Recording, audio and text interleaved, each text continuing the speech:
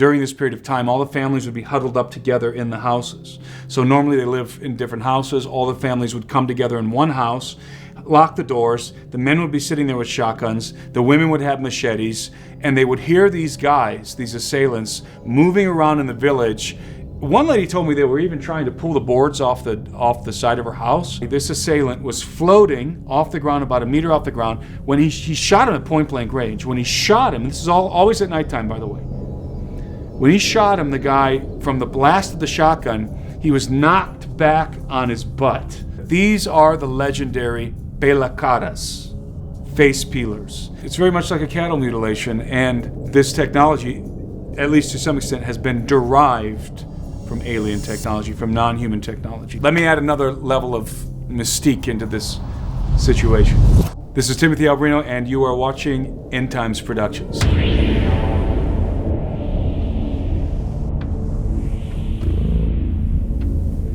So back in mid-July to early August, maybe into the first week of August, a series of videos hit social media and went viral, almost instantaneously. And these videos depicted, in one case, it was a group of villagers from a remote village in the Peruvian Amazon who were in a state of panic. It was nighttime. They were running around with their flashlights and shotguns, and they were discharging their firearms into the jungle. And in subsequent interviews with the Apu of the village, the chief of the village, and some of the other villagers, it was revealed that they were encountering this very strange phenomenon of these entities, these assailants who were flying around on some kind of an apparatus, some sort of a technological apparatus, and were able to float off the ground, a meter off the ground, who seemed to be impervious to gunfire, and had attempted to abduct and cut the face off of a 15-year-old girl in the village. That video went viral. Subsequent to that video, a couple other videos emerged. One of them was of an incident that happened in the jungle city of Nauta, not far from this village, near the city of Iquitos, in which same sort of a scene. It was nighttime. People were in a state of panic. One guy had a flashlight, was flashing the light up into a tree, and he was shouting, "There it is, there it is!" And there appeared to be something in the tree, perhaps even a large gray alien or an insectilin or something like that. But it was, of course, very grainy, very low-res video. That was making the rounds, and a couple of other videos as well. During this time, during the same period of time, we were hearing reports from the Peruvian Amazon of strange encounters with UFOs. There was a couple of people who apparently they had this encounter, this hostile encounter with a UFO that emitted some sort of a laser or beam of light at them and was picking them off the ground, something like this. Also, there was a group of students who were doing some sort of a project in the jungle, and they collectively saw some sort of a strange being walking through the forest. And so it was obvious that something very bizarre was happening in the Peruvian Amazon. Many people in my audience were asking me to go there and investigate because, as people know, I lived in the Peruvian Amazon for 10 years. I speak the dialect of the jungle, which is called Charapa, which is Spanish mixed with some Quechua. That's really where I cut my teeth as a young man, was in the Peruvian Amazon. That's where I learned Spanish. And so it seemed like I was predestined to go and do this investigation. Unfortunately, when all of this broke out, I didn't have my passport. I'd sent my passport away to get renewed. So I'm sitting there getting emails every day and on social media, people DMing me and asking me, please go investigate. Nobody had gone and done a competent investigation. The police did show up because of the attempted abduction of this 15-year-old girl. Her name is Talia. They conducted what I describe as a piss-poor investigation. They had to investigate. They had a Navy escort, but only these two police officers actually conducted the investigation. in the village of San Antonio de Pintoyaku. I should say that the first video, the one that got the most traction, was from this remote village called San Antonio de Pintoyaku. Pintuyaku is the river. Extremely remote village. We're talking 2-day trip up the river from the city of Iquitos. The village, there's no roads. You can only get there by the river or by helicopter. And this village is one of the last villages on the river, and north of this village is nothing but virgin Amazon jungle. There's nothing there. It's just wilderness. So it's a very remote location. And the police, when they went to conduct their investigation, they concocted an absurd story. They said that the village was being attacked by river miners who were using advanced jetpack technology.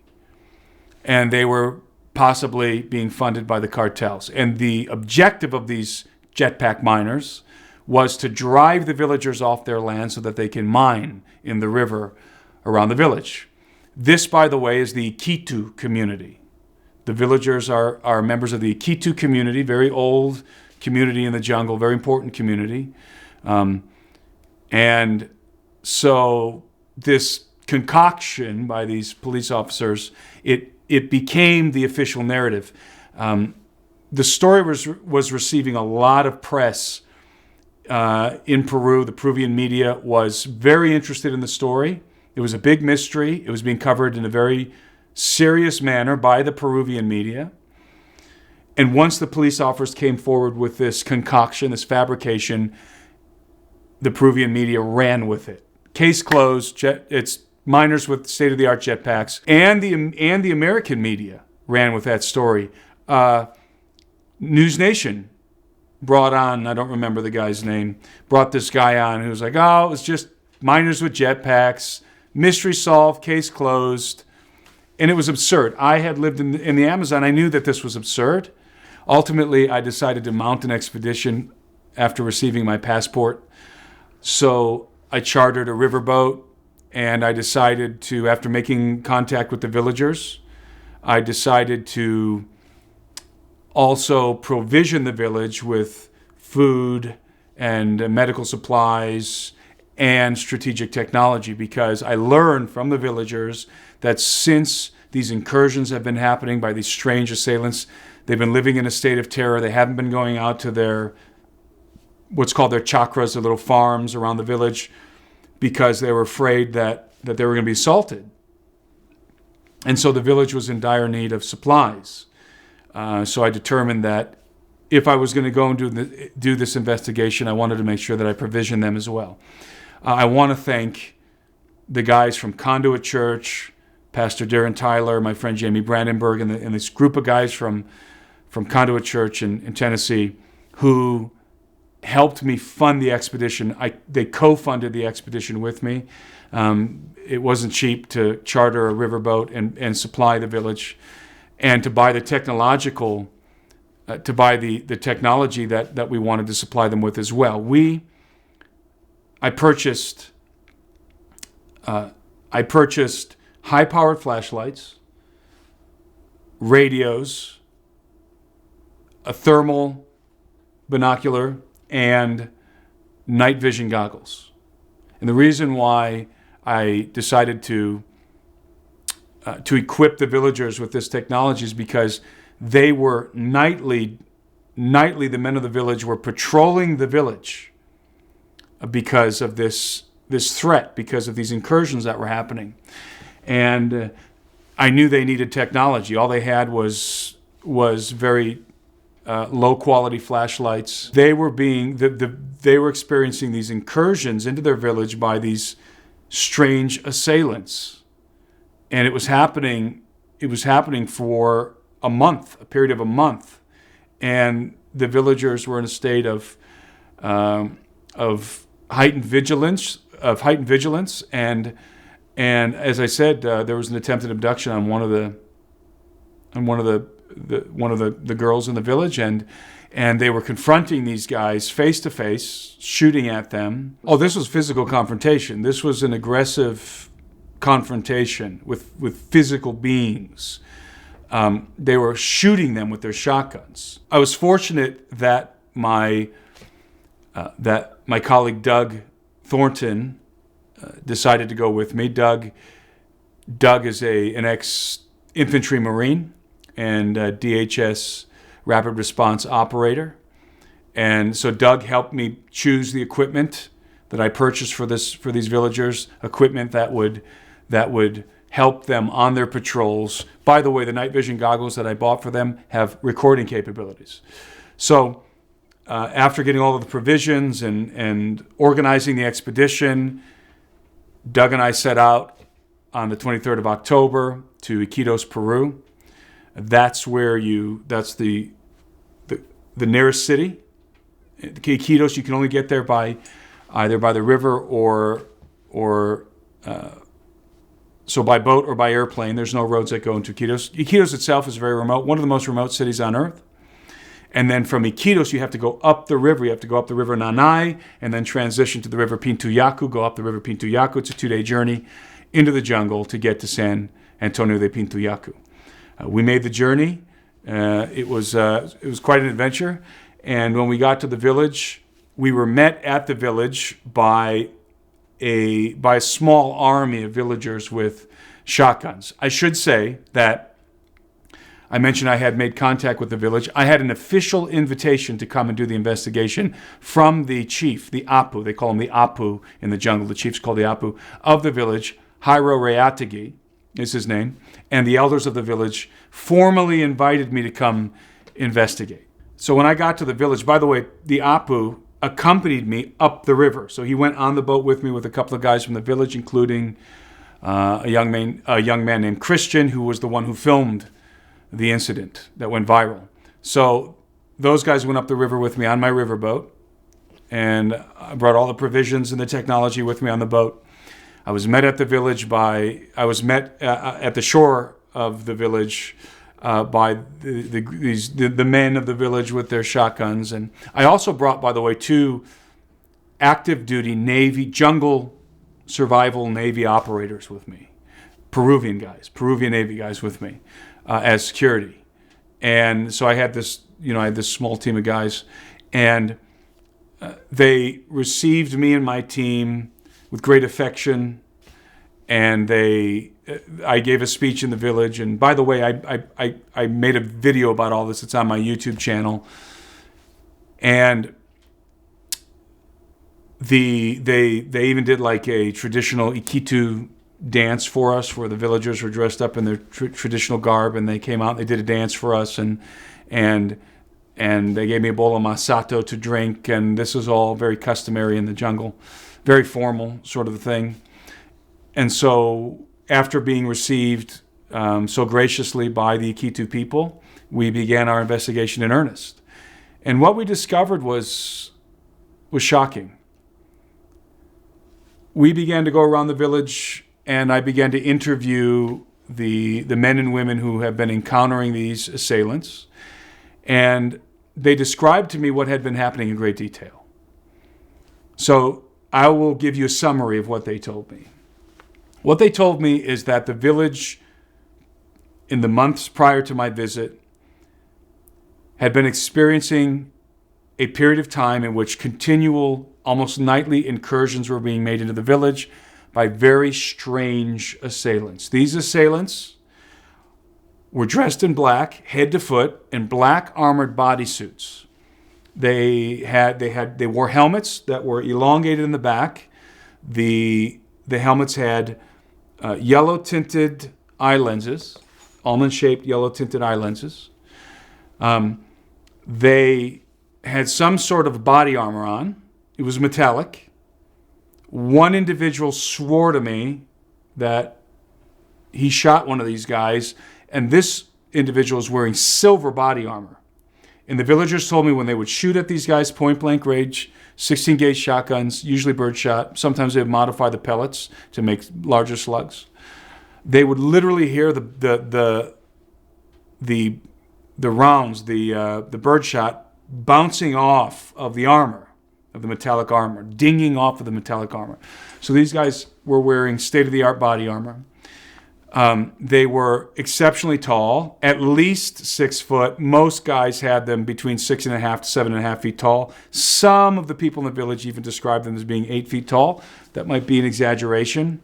But the bizarre thing about these assailants is that they would, before they landed, before they made their incursion into the village, they would be flying over the village on circular hoverboard platforms. And so the villagers, the way that the incursion would start, the way that the incident would begin, the villagers would see these saucers flying around. That's all they would see, are these saucers with a series of lights around them flying around in the sky, no sound, silently. And the villagers would describe them as like drones, like large drones. But when they would flash their flashlights on them, or if there would be like some lightning in the background, they would see somebody standing on top, like surfing on it. So these guys, these assailants, would land these circular hoverboards. They would land them in the jungle, and then they would come into the village. They would make an incursion into the village through the forest. Not only are they flying around on these discs, but when they dismount from the discs, apparently they have some sort of technological apparatus on their footwear that allows them to hover off the ground. So sometimes they're described as walking, and many times they were described as floating. In fact, the gentleman that shot the assailant at point-blank range, who says he was wearing silver, most of them were described as wearing black armored bodysuits. This guy says the one he shot was wearing the same kind of bodysuit but silver. He said that this assailant, was floating off the ground, about a meter off the ground, when he shot him at point-blank range. When he shot him, and this is always at nighttime, by the way. When he shot him, the guy, from the blast of the shotgun, he was knocked back on his butt. So he's floating, he gets hit with birdshot, 16-gauge shotgun, point-blank range, and the shotgun blast knocks him back on his butt. And then he just, as if it didn't harm him whatsoever, he just bounced back up in the air, just leapt back up in the air, and then shot off into the sky. Or if not into the sky, just departed, but floating, right? So he shot, he falls back, he bounces back up, floating, and just flees, basically. This was described to me by several different guys who encountered these assailants floating, okay? Sometimes they're floating around on their discs, on these circular hoverboards, right? Other times they're floating around just whatever technology is on the bottom of their footwear, whatever sort of technological apparatus they have that allows them to float. They can apparently do both. So I think that what's happening is these guys have some sort of, by the way, there are 2 discs on the bottom of their shoes, one in the front, one in the back. So when they make tracks in the ground, it looks like 2 circles, right? So you have one shoe, 2 circles, the other shoe, 2 circles. That's what their tracks look, and they are very large. All the villagers, so many of them told me their tracks are huge, and they're very strange. They're circles. But they were very clearly visible. They weren't when I was there because this was, 2 months previous to me arriving, and it had rained a lot, and so all the tracks were obviously gone. So there's some sort of technology that they're deploying on the bottom of their shoes that allows them to levitate and also do other extraordinary feats, such as one lady told me she saw one of them jump over her house. Okay, so I want to distinguish these 2 technologies. You have the circular hoverboards that they're flying around and then landing, and then you have the technology they're deploying on the bottom of their shoes, these discs on the bottom of their shoes. All of this was described to me in great detail. I think that the discs on the bottom of their shoes, they'd probably magnetically snap into the boards. That's just my assumption. But when they flee, they go back to their boards. They go back to these circular platforms, and they remount them, and then they take off. When they're on the boards, they have the capability of shooting up into the sky at high rates of speed. These assailants, these strange assailants, were surreptitiously coming into the village. They were encountering the villagers. The villagers, as I said, would shoot at them. And they were attempting to abduct people, apparently. One lady in the village told me that during this period of time, all the families would be huddled up together in the houses. So normally they live in different houses. All the families would come together in one house, lock the doors. The men would be sitting there with shotguns. The women would have machetes. And they would hear these guys, these assailants, moving around in the village. One lady told me they were even trying to pull the boards off the side of her house. It didn't make a whole lot of sense to me. But she said that they would be like pounding on the doors, trying to pull the boards off the houses, almost as if they were just trying to terrorize the people. However, there was an incident in which this 15-year-old girl named Talia was nearly abducted. Talia is, the first thing you have to understand about Talia is she's very traumatized. I wanted to interview Talia. That was one of my primary goals, was to interview Talia and to hear from her directly what had happened, because I had seen an interview with her online that Christian had filmed previously. I went into the village one evening to interview Talia, and all of the villagers in the evening play volleyball and soccer. All the women play volleyball and men play soccer. And so they're all out there having a good time, and there's Talia sitting by herself up against a house. And she's just sort of sitting there by herself, observing the others playing volleyball and soccer. And as soon as she saw me and Doug in the village, as soon as she saw us, she began to tremble and cry and hide her face from us. She took her hair and she moved it over to the side of her face so we couldn't see her face. And she's just sitting there trembling. We wanted to approach her and talk to her. And so I was with the chief of the village and her father. And her father went and got her and brought her over, and she was just shaking like a leaf. I mean, she did not want to talk to us. She had severe PTSD. She was very traumatized. So the Apu suggested that we go to her house the following morning. Her father assured me she's going to be all right. She'll be willing to talk tomorrow morning. And we made it clear we just want to investigate and hear her story. And so we did return the following morning after breakfast, and her father convinced her to come out and talk to us. It took her a while to talk. She just stood there and shook like a leaf for a while. And it broke our hearts to see this girl in this traumatized, post-traumatic stress. She was just a mess. She was a mess. Eventually, she began to tell me what had happened. She began to tell me the story. And what happened was Talia was picking some fruit from her tree just after sundown, picking some fruit out of the tree with this long stick. A piece of fruit, she knocked it out of the tree, it fell to the ground. She bent over to pick it up, and she noticed, she felt a gentle wind at her back, and she noticed the dead leaves rustling around. So she turned around to see what it was, and what she saw was this individual dressed in the manner I previously described, a black armored bodysuit with an elongated helmet, the almond-shaped, yellow-tinted eyes. He was floating on a disc, on a platform, a circular hoverboard platform, like surfing on it. In her backyard, there's a little gully. It's forested, so there's jungle back there. Surrounding this gully are her neighbors. So this isn't on the outskirts of town. This is in the middle of town. So like her backyard is some jungle, some forested area. It's a little gully. She saw this guy floating up the hill. He landed next to her, and he grabbed her and covered her mouth with his hand. As he has her in this position, she looks over, and she sees another guy coming up in the same manner on a circular hoverboard platform. Silent, by the way. He floats up, lands in front of her, and grabs her legs. Now, keep in mind, this is just after dark. This was not the first incursion by these guys into the village. A previous incursion had happened in which one of the villagers saw these guys coming into the village and shot at them. So the village was on edge. They were in a state of vigilance at this point.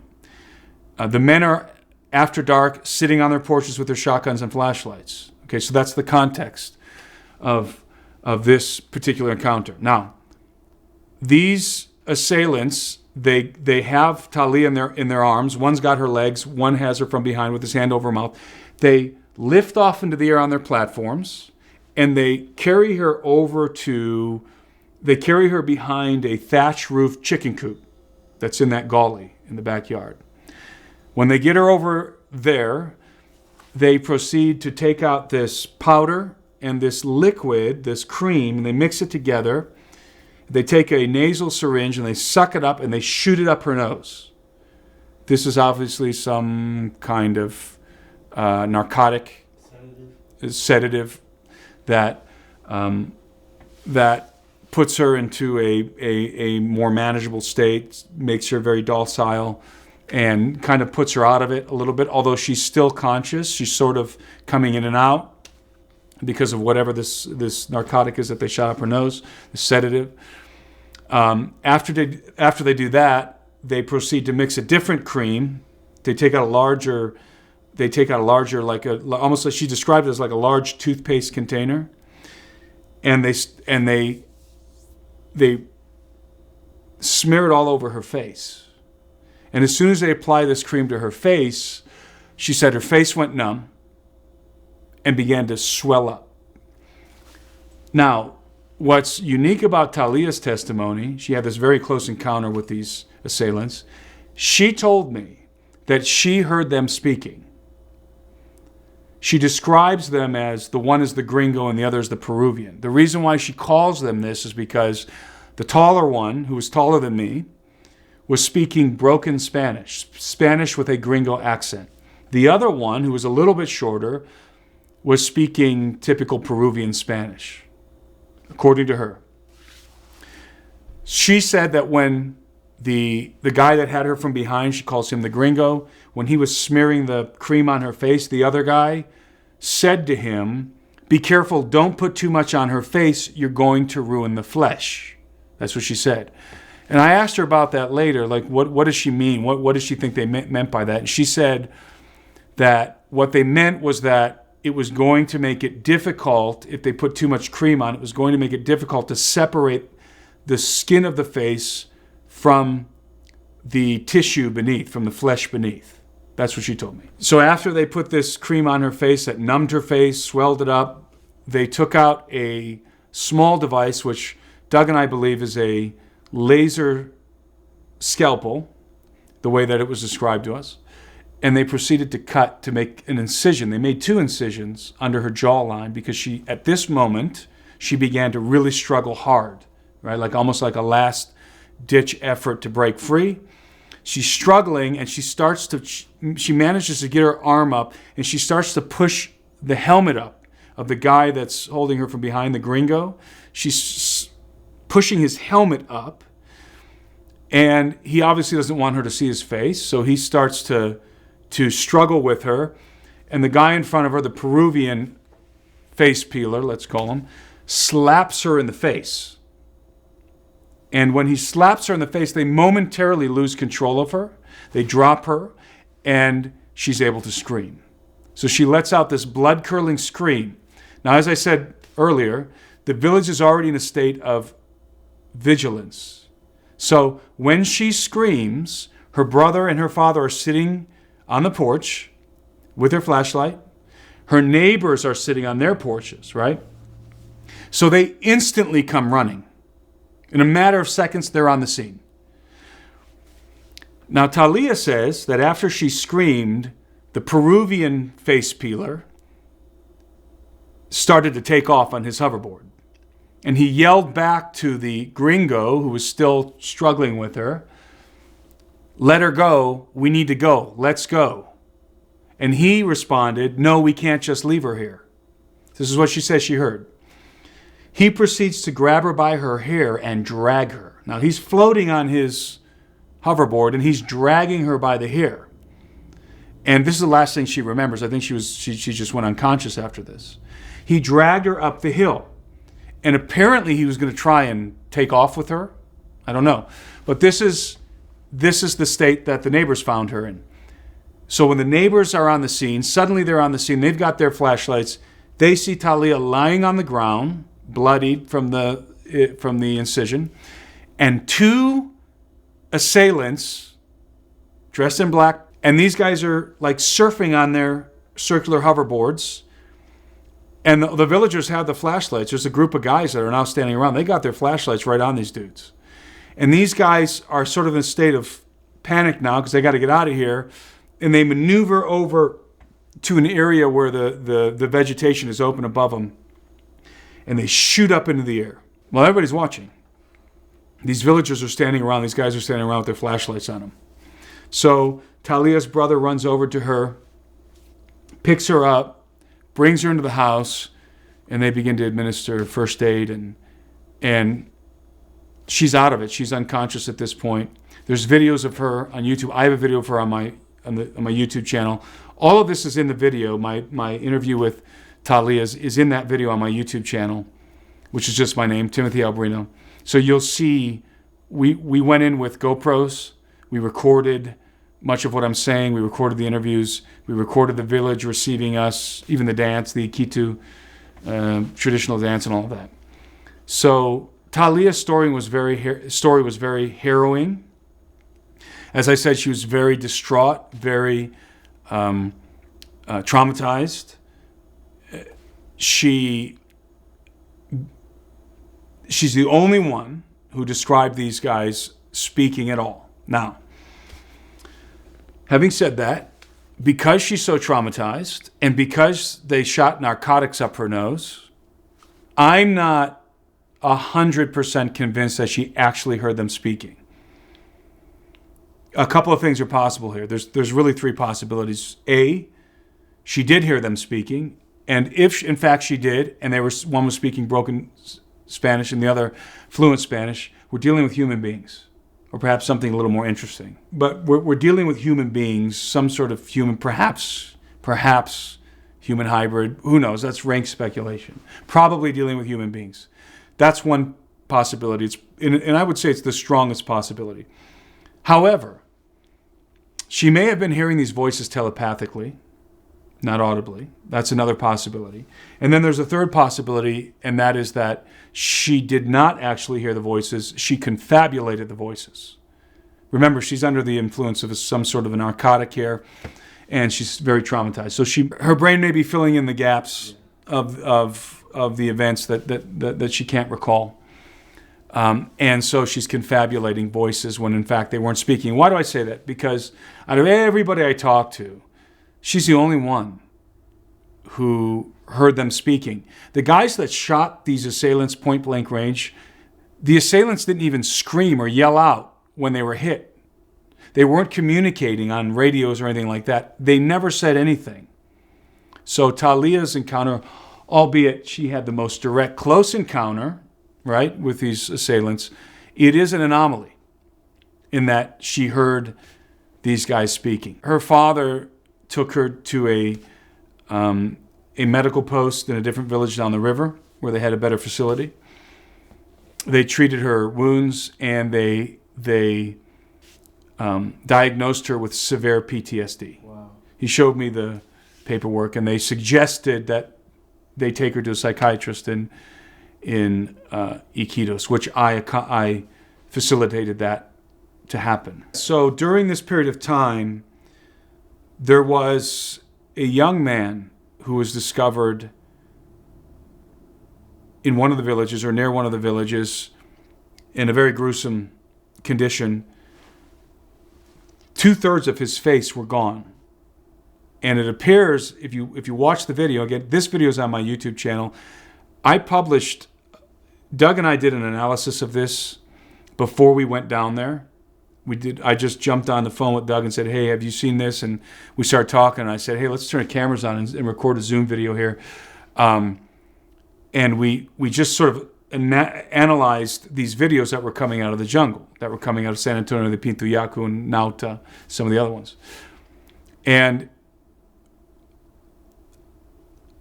in the course of our discussion, we also analyzed another video that we weren't sure if it was related with these other incidents, but it was this young man whose face had been, for all intents and purposes, peeled. It had been peeled. And it was very apparently cut with some sort of precision instrument. It was not depredation by predators. It was not the work of piranhas. Piranhas nick the bone. It's very messy. Yes, they can strip you to the bone. There's no question about it. But it's not a clean surgical cut. It was a very clean surgical cut around the face. 2/3 of the face were gone. You can see around the neck. It was very surgical. Okay, this was not piranhas. It's very much like a cattle mutilation, and I wasn't sure. The video was unclear where it had occurred. Now, I'm one of the only guys on the internet who has that video still. It's inside of this other video, this analysis of all of these events previous to going to investigate myself. And that video went viral that I did. It nearly got 1 million views, and then YouTube age restricted it because of this video I featured in there of this young man whose face was peeled. That was previous to my own visit to the village. So while I was in the village, I asked them about that incident. And I said, was that related to the face peeler phenomenon? And they said, yes, and it happened not far. It happened in the same region of the jungle. I have not been able to independently verify that, but there were other incidents, other attacks. One of the villagers told me that his mom and dad live in a different village on a different river, sort of parallel to the Pintuyaku, different part of the jungle, in the same region of the jungle, but a different river. They've been attacked. People there were hit with lasers. Okay, I spoke recently with a young man named Pablo Bardales in a village outside of the city of Yurimaguas. Yurimaguas is between Tarapoto and Iquitos. So it's in the Peruvian Amazon, right? But it's southeast, rather southwest. It's southwest of Iquitos, so it's closer to the Andes Mountains. It's in the high jungle, what's called the high jungle region of the Amazon. Actually, it's not yet the high jungle. Tarapoto's in the high jungle. Yurimaguas is in between the high jungle and like where the Amazon begins in Iquitos. So we're still within the same Peruvian Amazon basin, right? I spoke on the phone with this individual a week ago. They have a farmstead, as I said, outside of the city of Yurimaguas, in the jungle. And they experienced the very same phenomenon. These individuals came into their village, into their farmstead. They dressed in black armored bodysuits, same deal, helmets. They were floating on discs. By the way, they have backpacks on as well.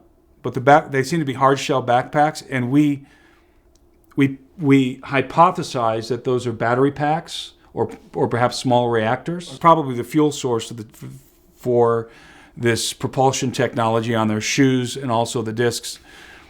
Talia told me that when they mount the discs, they press a button on their boots that causes the discs to lift up into the air. So I think the technology that the battery packs they're carrying on their backs, or whatever it is, a reactor, whatever it is, and that the power source is going through their boots. That's why I think they snap into the platforms, and then they can energize the platforms and take off, right? So these individuals invaded this farmstead near Yurimaguas. It was the same sort of phenomenon. The men shot at them. One individual, Pablo, the guy I talked to, he was coming back from bathing in the river. He had a towel on. People are starting to shout. He grabs a shotgun. He sees these assailants. He chases them into the jungle. He's pursuing them in the jungle, and he fires his shotgun. They only got a couple of shotgun shells, these guys. They're not carrying a bunch of ammunition. So he fires his shotgun. That's the only shell he had, right? So then he throws the shotgun on the ground and runs up to the guy, because apparently he was able to damage the technology. The guy was having a hard time lifting off into the air. And it wasn't clear. It sounds like he was just using the discs on the bottom of his shoes trying to lift off into the air, right? Apparently Pablo damaged the technology because he was able to run up to him, and he actually grabbed him by the waist as he's lifting off into the air. So he's got the guy by the waist, and this assailant, this face peeler, pulls out some sort of a device, which apparently it's a laser. It's like he says it's like a little flashlight, but he said it's some sort of a laser, Pablo told me. Takes out this laser and hits Pablo with the laser as he's grabbing him, right? Pablo is immediately rendered unconscious.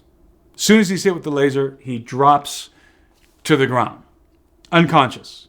His buddy showed up later and woke him up and took him back to his house. And subsequently, Pablo developed a heart condition after being hit with this laser. So it had lasting damage. But whatever it was, it wasn't like a taser. It was light. So there wasn't like a wire connected to it. He was just hit with this laser light, falls to the ground unconscious. And the assailants escape. So I would guess that the deep elements of our military have the black elements of our military have this kind of technology. So, and he told me the same thing. They were on discs, so the circular platforms, these hoverboard platforms. So they came into the village in the same manner as the assailants in San Antonio de Pintoyaku. And this occurred after San Antonio de Pintoyaku. Okay, so maybe it's the same guys that migrated to a different part of the jungle, right? Let me add another level of mystique into this situation. Apart from the circular platforms, the circular hoverboards that are silent, and it's not propellers, it's not the same kind of hoverboard technology you see on the internet. And I don't even think it's just an upgraded version of that. I think we're dealing with a completely different kind of propulsion system here because they're silent. Now, they do make some sort of a noise. The villagers described it like as a compressed air sound when they take off. It does not appear that we're dealing with propellers. And what I'm about to tell you sort of solidifies that notion. Aside from that technology, right, the assailants are also apparently in possession of advanced aerospace vehicles. Several of the villagers drew these vehicles in the dirt, and one of them drew it on an acrylic board for me, which is in my video. They're described as rather large, about the size of a large helicopter like a Chinook or Black Hawk, the same size as the thing I saw in Brook Park, Ohio. So they're about the size of a small jet, let's say, like a private jet, right? They are acorn-shaped, not bell-shaped, not vertically acorn-shaped, rather like an acorn on its side, right? So they have that, they're acorn-shaped in that the back is wider, and they sort of come to a point in the front. So the back is wider, and then it's sort of rounded. They're not triangles. They hover in the sky. They have just like what I saw in Brook Park, Ohio, they have these rounded protrusions like nubs on the side. They do not have wings. Wow. One individual, the guy that drew me a picture of it on the acrylic board, this individual encountered the craft at nighttime, 3 o'clock in the morning. He was pulling up his nets from the river. He's in his canoe. He's pulling up the nets. And suddenly, it was pitch black. He said, suddenly it was like it was day, like the sun came up, like someone turned the lights on. He said, all of a sudden, I could see everything bright as day. And he noticed this light reflecting off the water. So he looks up, and what does he see? 30, 40 feet above him, he sees this craft, acorn-shaped, little nubs for wings, didn't have wings, just little rounded protrusions. And he said it was transparent. It had some sort of a transparent mesh around it. He could see into the craft. He saw 2 people inside. One was sitting sort of in the cockpit, and the other was in the middle, positioned in the middle.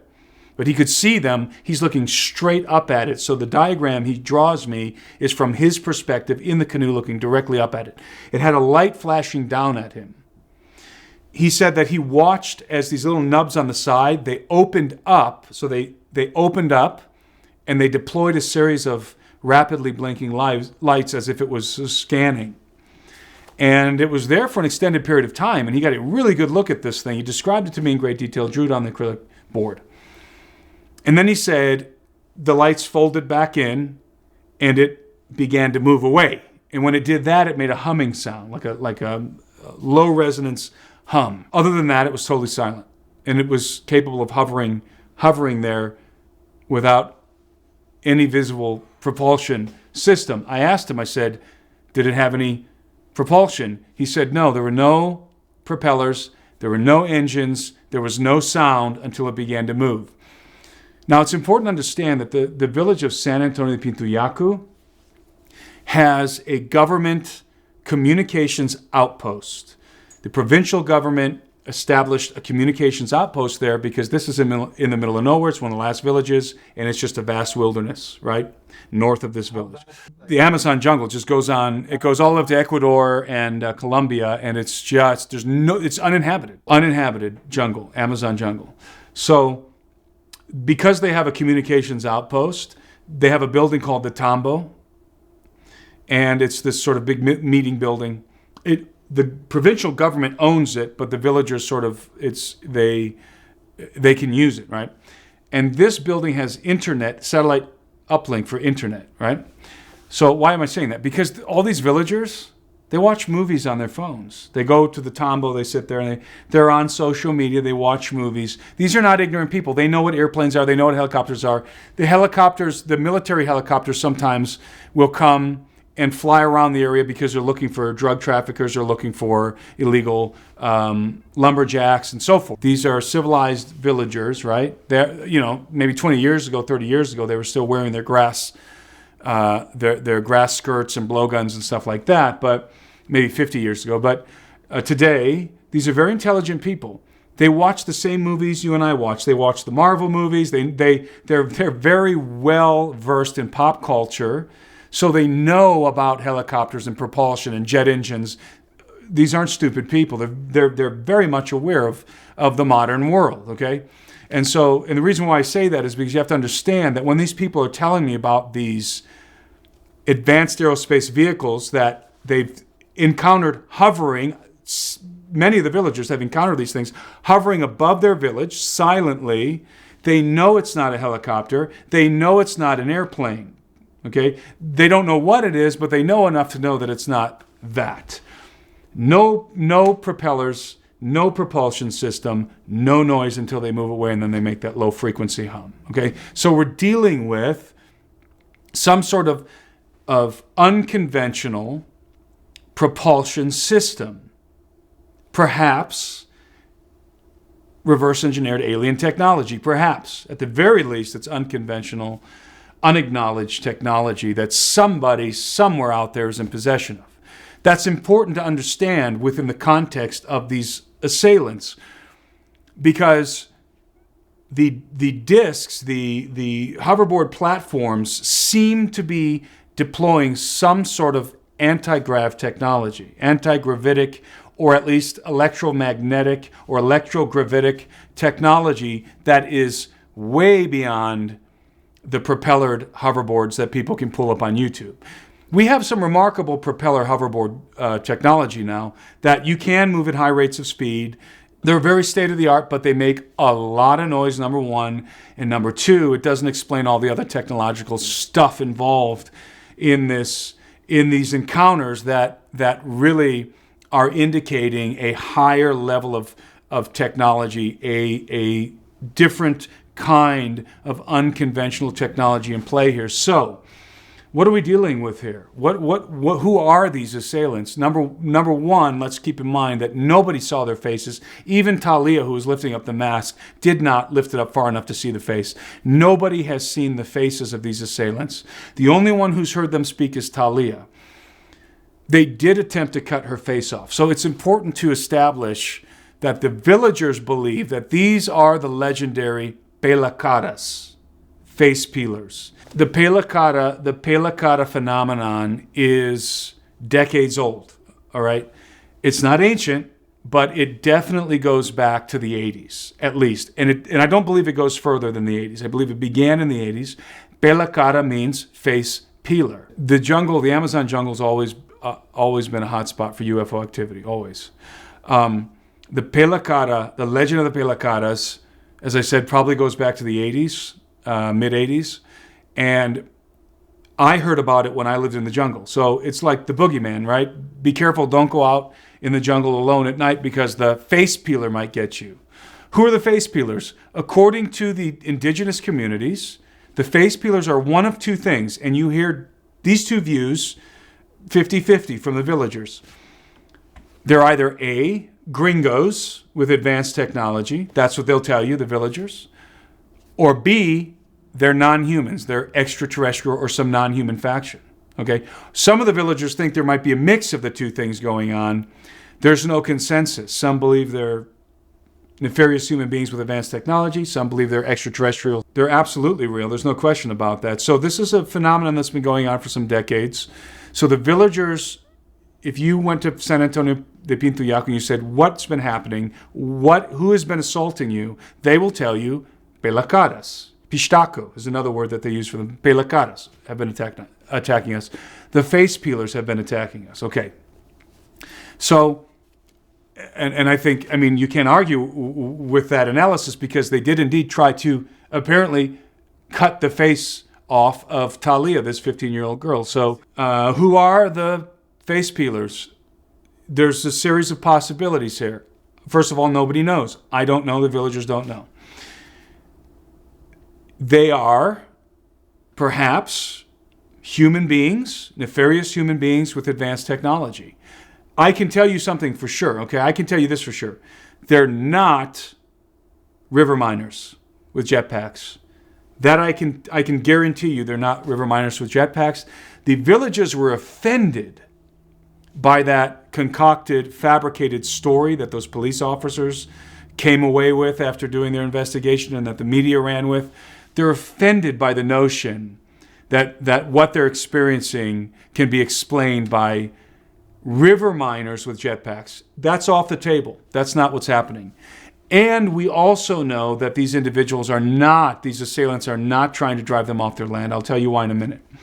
So we're dealing with perhaps nefarious human beings who are in possession of highly classified, unconventional technology. Okay? That is a distinct possibility. And that is the hypothesis that I believe is most plausible. Okay, that's the one I subscribe to. I think we are dealing with a nefarious human beings, possibly working with non-human entities. And I'll tell you why in a minute. We'll shelve that for a minute. Or you're dealing with some sort of non-human phenomenon here, including the possibility of reptilians. Why do I say that? Because of the size and the apparent... By the way, the agility of these guys is... the way it's explained to me in the village... And keep in mind, they could be exaggerating, all right? Now, I am 100% convinced that they are experiencing what they're saying they're experiencing, but there might be some confabulation and exaggeration. There most certainly is. So, I was told that these people, these assailants, are exceedingly agile and fast, and their capabilities appear to be non-human, just in terms of their agility. Okay. Now, whether or not that's true, or whether that's a function of the technological apparatuses on their boots, I don't know. I can't say. They could be wearing exoskeleton suits. That's a possibility. They may have some sort of technology built into these armored bodied suits that enable them to be superhumanly agile, or at least enhance their capabilities in terms of their agility. But that was stressed to me. These guys do not move like normal human beings. So that's why I interject this wild speculation that maybe we're dealing with non-human or perhaps even reptilian-type entities. That is rank speculation. I don't have any reason to believe that that's the case over and against the other hypothesis, which is that these are just human beings, nefarious human beings in possession of advanced technology. Both of those possibilities are in play. And by the way, the villagers are divided on this. Some think they're just humans, organ harvesters, human traffickers. Others think they're aliens. I also know that we're not dealing with the cartels. And the reason why I know we're not dealing with the cartels is the level of technology that's being deployed here is beyond anything that cartels have. Cartels have military-grade weapons, no question about it, right? They don't have fighter jets. They don't have fighter jets, right? And so if they don't have fighter jets, and if they don't have some of the other, they don't have battleships, right? If they don't have some of these other technological armaments, they're not going to have advanced aerospace vehicles that can hover silently and have all the technological capabilities of conventional UFOs. They don't have that. So we're not dealing with miners, river miners, and we're not dealing with cartels. All right, this is something worse. Especially if it's human, this is something way worse than a cartel. This is like an international group, a breakaway civilization of very evil people in possession of remarkable technology. Which again, that's my hypothesis. Now, I told you, apart from the event that happened in San Antonio de Pintoyaku regarding the face peeler incident, there was another event that was very interesting to me. I featured it in the videos I published previous to my expedition, in which this potential being is captured on video, right? That happened in the city of Nauta. We need to understand the context of the city of Nauta. When we talk about San Antonio de Pintoyaku, we are talking about a remote village in which the villagers are armed with shotguns, 16-gauge shotguns, usually birdshot. So the resistance that village can mount against these assailants is not very good. It's perhaps, conventional body armor is good enough to deal with what those with the armaments in that village, right? Okay, not so in Nauta. All right, when you talk about Nauta is the only place you can get to by road from Iquitos. It's a 2-hour drive from Iquitos, or an hour and a half, somewhere in there. And Nauta has a military base. Okay, now you got helicopters. Now you got automatic weapons. The police in Nauta have automatic weapons. All right, we're talking about a different scenario now. We're not talking about a remote village with just shotguns held together by rope, which is what you have out there. Now you're dealing with much more. Now you're dealing with much more formidable weapons. Even helicopters can be deployed in Nauta. Navy base, Army base, well-equipped police force. It changes everything. Now we know that these assailants are not trying to drive people off their land. Nauta has a population of 35,000.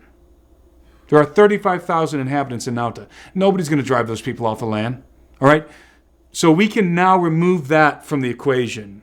Now we can say definitively, understanding that this phenomenon was also happening in Nauta and is also happening in Nauta, and I heard rumor that they were experiencing the same phenomenon on the outskirts of Iquitos, which is much bigger than Nauta. We now know we're not dealing with drug traffickers, miners, and they're not trying to drive anybody off of their land. Okay, we can put that to bed. All right, we're dealing with something else here. So I went to Nauta to investigate that scenario that unfolded, that video in which it appears that we might be looking at an entity in the tree. I found the location. So I was able to see the location, to analyze the location during the day. That's what I wanted to do. I wanted to get an idea of what it looked like during the day so I can kind of understand maybe what we're looking at, the scale and so forth. You'll see that in my video. We record the location in the day, and I interview the neighbors who were there. Now, having said that, let me say that I do believe that the people I interviewed may have been referencing a different encounter than the one that I wanted to specifically investigate, because several encounters have taken place in that location.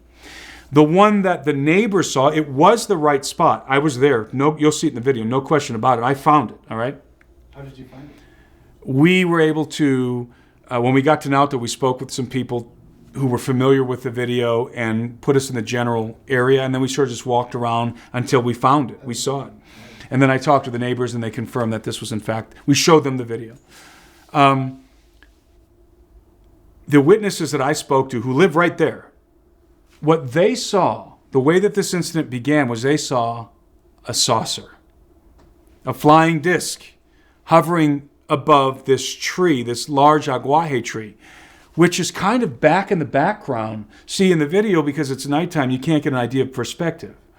But when you go there in the day, you realize that you're looking at this large aguaje tree, and whatever it is that they were training their flashlight on is up in that tree or in the tree next to it. And it's not right above the house as it appears in the video. It's further back. Okay, so now we can start to have an idea of scale. So the witnesses told me they saw like a saucer. She drew it in the dirt. And it looks like a saucer. Well, what they explained, what they described. Like a flying saucer hovering over this tree, and it was projecting a light down into the tree. Okay, that's one incident. But I don't think that was the incident that correlates directly to the video. I think that was a different incident that occurred in the same exact location. Now, when you analyze the video, and for those who are wondering about this, go to my YouTube channel, Timothy Alberino, watch my videos on this. You'll see what I said. Specifically the video, the after action report of the expedition, which has about 160,000 views right now.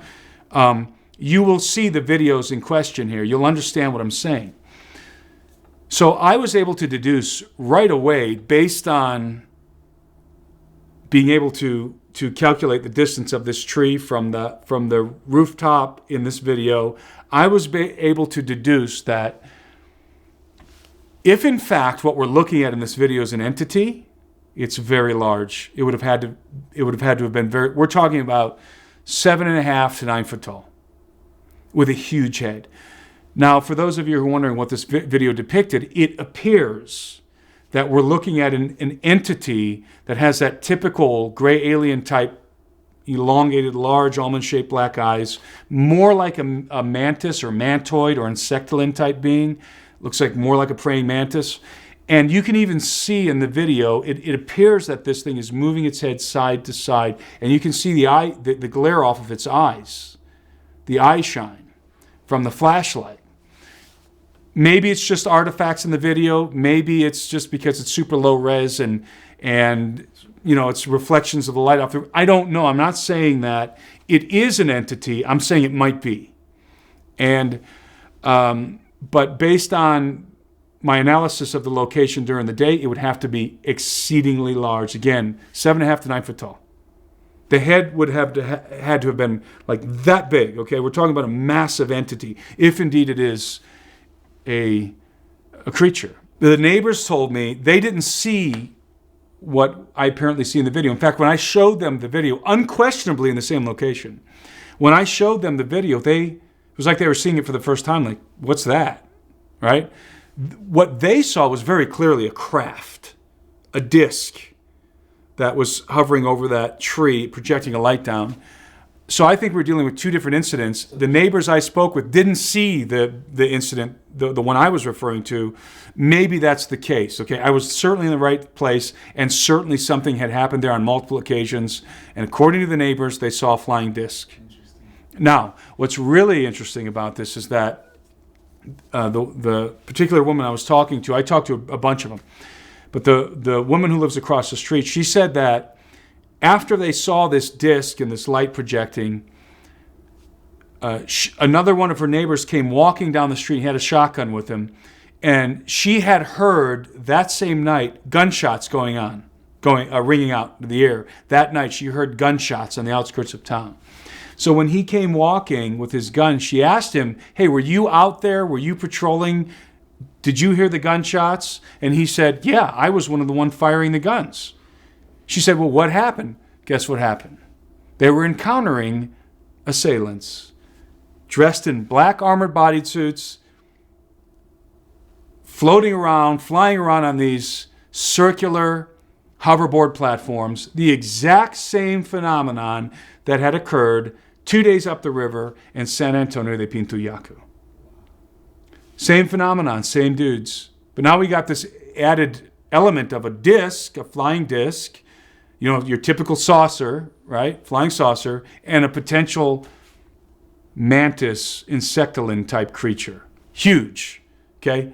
Potential, mind you. I'm not saying that that's what it was for sure.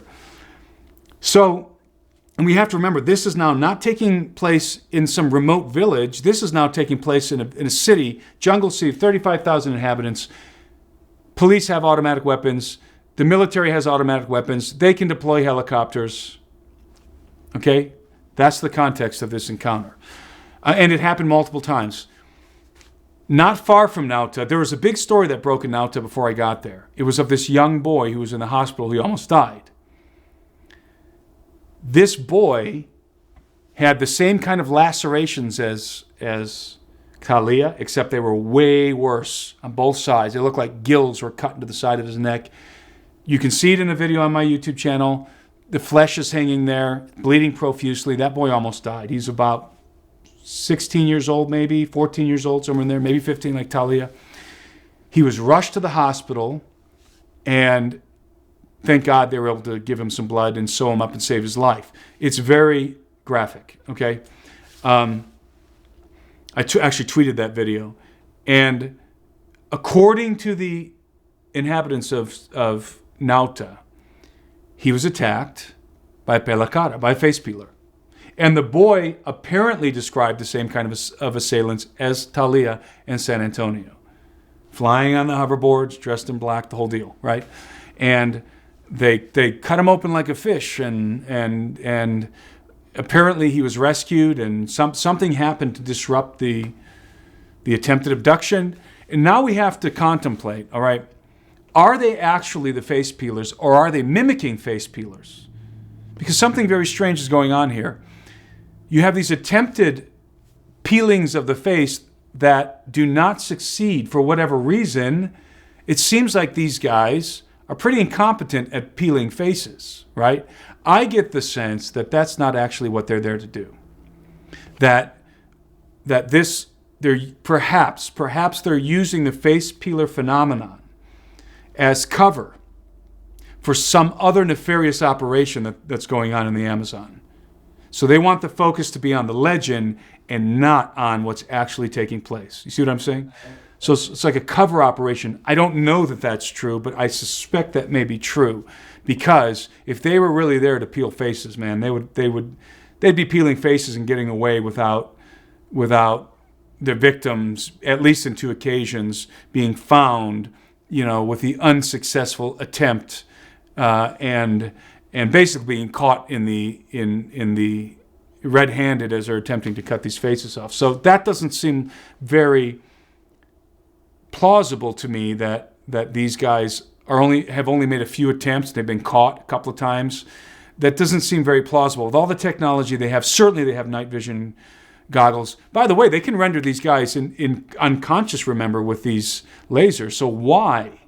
Unless we're talking about a here and they want to induce the terror first and then take the glands. It's kids and the blood. They want all of that pumped with the. I guess that's possible. Anything's possible. But it is interesting that this face peeler attack happened previous to my investigating this other incident in Nauta. So again, let me summarize. We don't know who we're dealing with or what we're dealing with precisely. The phenomenon is 100% real. It is physical. It's not supernatural. It's not paranormal. It's physical. It's technological.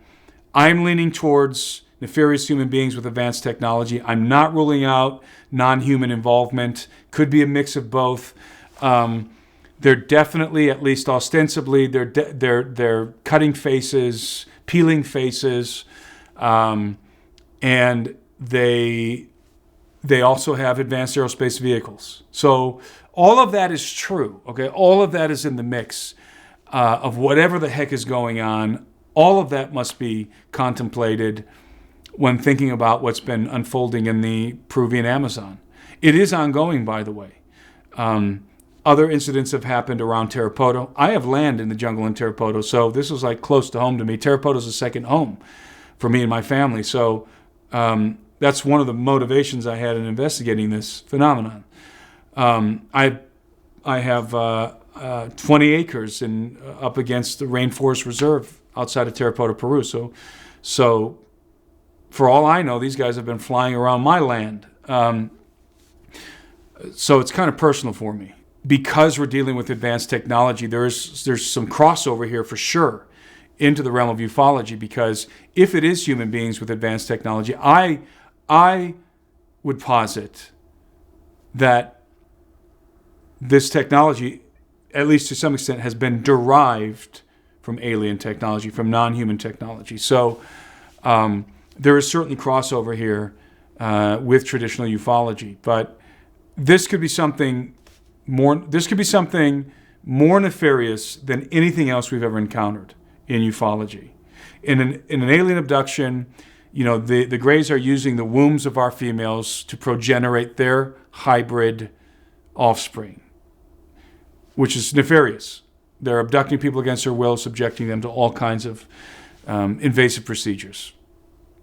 That's nefarious. This is nefarious on a whole nother level. Being an abductee, if you're an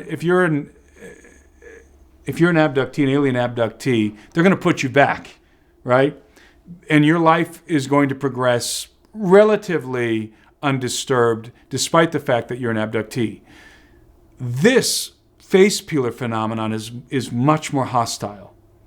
This is a hostile aggression against defenseless communities, or at the very least, defenseless individuals like these adolescents who are being assaulted and subjected to a gruesome procedure in which these assailants are apparently attempting to cut their face off while they're still alive. Okay, so, and for what reason? And apparently they're doing this with advanced tech.